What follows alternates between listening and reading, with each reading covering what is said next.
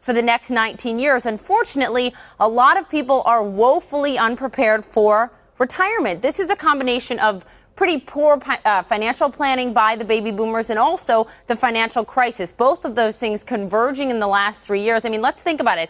Overall, in the last decade, the stock market has not improved whatsoever. We're just back to where we were 10 years ago. The housing market collapsed in the last 3 years. A lot of baby boomers were depending on the value of their home to retire on. That's not going to be the case now. Also, pensions that they may have relied on, they are all but disappearing. So the mindset now for a lot of baby boomers heading into retirement is, okay, I'll just work through retirement. Wells Fargo actually polled 2,000 people, and look what they found, that 72% of those people expect that they will work through their entire retirement. But here's the sticking point.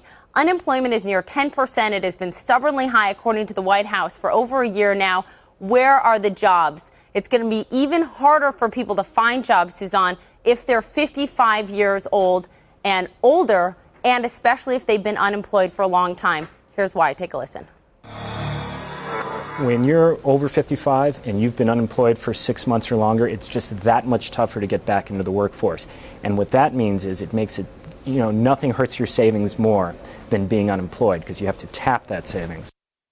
So it's hitting them in two ways. It's harder for people 55 and older to find jobs, and they're relying on that retirement savings to pay for their life right now. On top of that, Suzanne, older workers, according to the AARP, they told me today, are facing the highest unemployment rate since the 1940s in this country. Suzanne? Well, Poppy, that's pretty dire. I mean, what are the options that these millions of baby boomers have now? What can they do? Sure. Of course, they can work through retirement if they have a job. It's hard to save anything right now. What they need to do, first of all, what experts tell us is take advantage of your 401k, your IRA, really maximize those. The bottom line, though, according to retirement expert Walter Updegrave, who we spoke with today, is this is not just about smart investing. This is really comes down to saving and saving in the long run. Take a listen. For the most part, people think that retiring is an investment solution. I need to pick the right mutual funds or the right stocks, but it's really a savings question. So you should be, for the most part, putting away at least 10%, probably closer to 15% of your salary. And that sounds like a very big number, but he's talking about saving that much even in your 20s and your 30s.